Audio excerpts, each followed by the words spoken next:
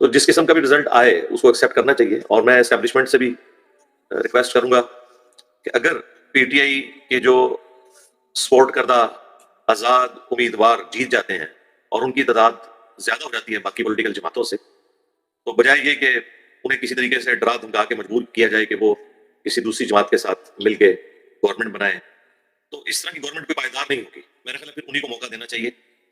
ظاہر ہے کہ ابھی ریویو میں ہے معاملہ، تو میرا خیال ہے اب معاملات کو خوش اسلوبی کے ساتھ لے کے چلنا چاہیے.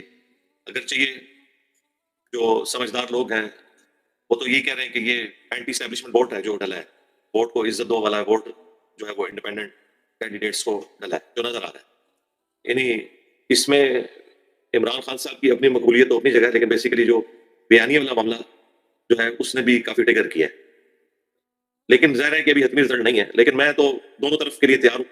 اگر نون لیگ جیت جاتی ہے تو پھر انہیں موقع ملنا چاہیے کہ وہ حکومت بنائیں، اور اگر انڈیپینڈنٹس جیتے ہیں تو بجائے ان انڈیپینڈنٹس کو پیپلز پارٹی یا مسلم لیگ میں دھکیل کے شامل کرنے کے، میرا خیال ہے الیکشنز کا انتظار کیا جائے، وہ الیکشنز جو پی ٹی آئی کے انٹرنل الیکشنز ہیں، اس کے بعد پھر موقع دیا جائے کہ انڈیپینڈنٹ جو ہے وہ اپنی پارٹی میں واپس چلے جائیں. ظاہر ہے ان کے نام کے اوپر انہوں نے ووٹ لیا ہے، اور اگر یہ لوگ اس طریقے سے کریں گے کہ ووٹ وہ پی ٹی آئی کا لیں اور کسی دوسری جماعت میں چلے جائیں تو مستقبل میں تو اپنی سیاست وہاں بیٹھیں گے.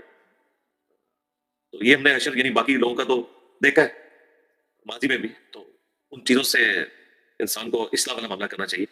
میں تو الحمدللہ آج صبح آلموسٹ جب پولنگ سٹارٹ ہوئی ہے اس سے پہلے ہی پہنچ چکا ہوا تھا پولنگ اسٹیشن پہ، کیونکہ مجھے تھا کہ بعد میں رش ہو جائے گا، پھر ٹائم زیادہ لگ جاتا ہے. اپنے جو کاؤنٹر میں پہلا تھا جو انٹر ہوا ووٹ ڈالنے والا. اب میں نے ووٹ کس کو ڈالی ہے یہ تو میں نے نہیں بتانا. اس کی وجہ یہ ہے کہ میری پوسٹ ایسی ہے کہ اس میں میری یعنی پسند ناپسند کو پھر وہ لوگ فالو کرتے ہیں. میں نہیں چاہتا کہ ہم اپنے جو پولیٹیکل میٹرز ہیں ان میں پسند ناپسند کو گھسیڑیں. ہر ایک شخص کو رائٹ ہے کہ وہ اپنے پسندیدہ کینڈیڈیٹ یا جماعت کو ووٹ ڈالے. بس میں ہمیشہ ایک ہی نصیحت کرتا ہوں کہ ہمارے جتنے بھی پولیٹیکل لیڈرز ہیں انہیں مذہبی پیشوا نہ بنایا کریں. یہاں پہ مجھے اختلاف شروع ہو جاتا ہے کہ جب ہم مذہبی پیشوا کا درجہ دے دیتے ہیں اور پھر ان کے غلط کرتوتوں کے اوپر بھی پردہ ڈالتے ہیں، جھوٹا دفاع کرتے ہیں، یہ بات غلط ہے. غلطی کو غلطی کہیں اور جو اچھائی ہے مخالف کی اس سے بھی ایکسیپٹ کریں. اسی سے یہ معاملات آگے چلیں گے.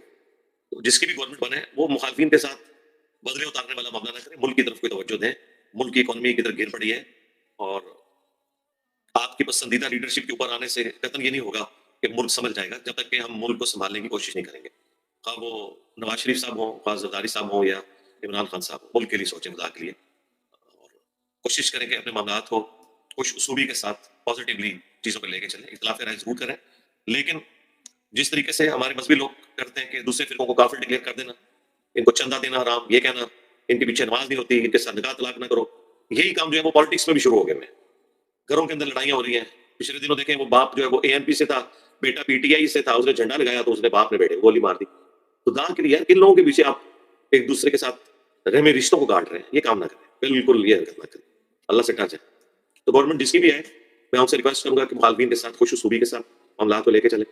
ہماری خواہش ہے کہ یہ لوگ جو ہے وہ واپس اپنی پوزیشن پہ چلے جائیں اور ملک کے کسی معاملے میں کوئی دخل نہ دیں.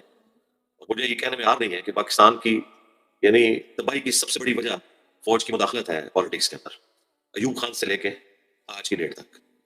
لیکن دوسری طرف جو لوگ ہیں ان کے اپنا آرگومنٹ ہے اور وہ کہتے ہیں جی ہم سیاستدانوں کے حوالے کر دیں گے تو یہ کر دیں گے.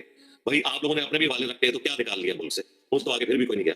تو مہربانی کر کے 5 دفعہ اسمبلیاں انسانوں کی طرح چلنے دیں، وہ اپنا ٹائم پورا کریں، انشاءاللہ معاملات بہتری کی طرف جائیں گے. اپنے پڑوسی ملک انڈیا کو دیکھ لیں، وہ 5 جو ٹاپ کی گروئنگ اکانومیز ہیں جو ابھی اس طرح بڑھ رہی ہیں ان میں آ چکا ہے، اس لیے کہ کنٹینیوٹی ہے وہاں پہ.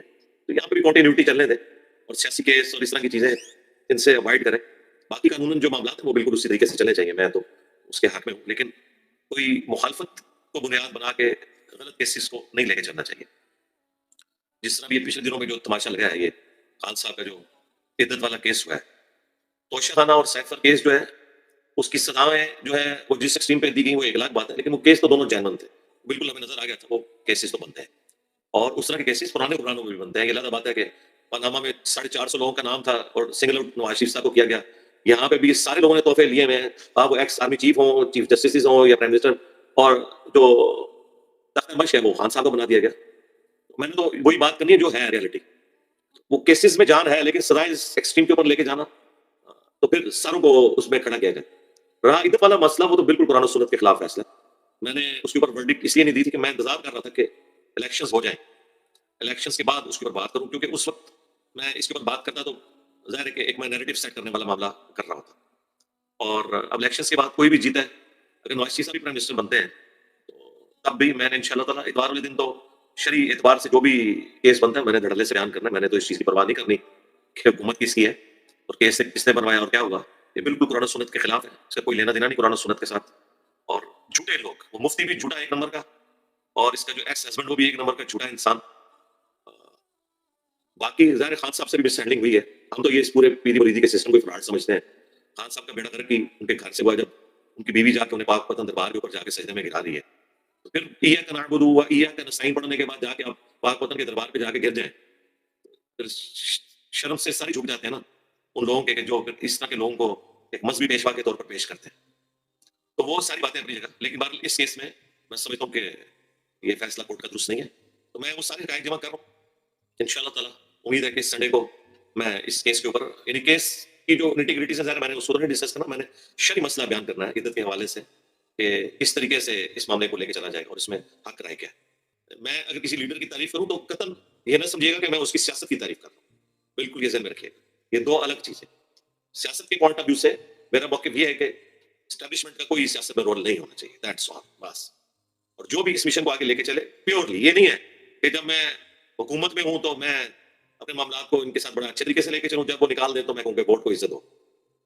اسی طریقے سے حکومت میں ہوں تو میں رٹا لگا کے رکھوں same page same page same page, اور جب عدم اعتماد کے ذریعے مجھے فارغ کیا جائے تو پھر میں کہوں کہ جی میں فوج کے خلاف جہاد کر رہا ہوں. یہ کوئی ڈیموکریٹک ہونا نہیں ہے. اصول ایک ہونا چاہیے، یہ اصول نہیں ہونا چاہیے کہ مجھے حکومت میں لایا جائے تو اسٹیبلشمنٹ اور فوج درست ہے، مجھے نکال دیا جائے تو فوج کے خلاف جہاد کرنا ہے اور ووٹ کو عزت دینی. یہ دو نمبر چھوڑ دیں، یہ دھوکہ دینا چھوڑ دیں. سانس لیے تو بالکل صحیح لیں. تو چونکہ آج ایک یادگار دن ہے پاکستان کی تاریخ میں جو مستقبل کو طے کرے گا انشاءاللہ تعالیٰ. میری ایک حسن ظن ہے کہ انشاءاللہ اس کے بعد ملک میں اسٹیبلٹی آئے گی انشاءاللہ تعالیٰ. بڑے تجربات ہم نے کر کے دیکھ لیے ہیں، اب مزید تجربات والا معاملہ نہیں ہے. جو بھی ہے انشاءاللہ تعالیٰ میں تو دعا گوں کہ ملک کے حق میں بہتر ہوں. جس کی بھی حکومت آئے، پیپلز پارٹی کی آتی ہے، نون لیگ کی آتی ہے، یا انڈیپینڈنٹس کے ذریعے آ جاتی ہے پی ٹی آئی کی، بس 5 سال اسے پورے کرنے تھے، عوام کو فیصلہ کرنے تھے کہ عوام بتائے گی کہ بھئی اس نے کیسی پرفارمنس دی. اگلے الیکشن میں عوام فیصلہ کر دے گی. عوام سمجھدار ہے، لائک سے انہیں پتہ ہے کہ ہم نے نیکسٹ کسے ووٹ دینا ہے. تو جذباتی ووٹ نہیں ہونے چاہیے کہ پنجاب جو ہے وہ نون لیگ کا گڑھ بن جائے اور سندھ جو ہے وہ پیپلز پارٹی کا گڑھ بن جائے اور کے پی جو ہے وہ پی ٹی آئی کا گڑھ بن جائے. اس طرح کی تفریق نہیں ہونی چاہیے، قومی جماعتیں ہونی چاہیے. ٹھیک ہے جی، ہم دعا گوئے پاکستان کے لیے. ربنا آتنا فی الدنیا حسنہ وفی الآخرۃ حسنۃ وقنا عذاب النار. اللهم احسن عاقبتنا في الامور كلها واجرنا من خزي الدنيا وعذاب الاخره. سبحان ربك رب العزة عما يصفون وسلام على المرسلين والحمد لله رب العالمين. اللهم صل على محمد وعلى آل محمد.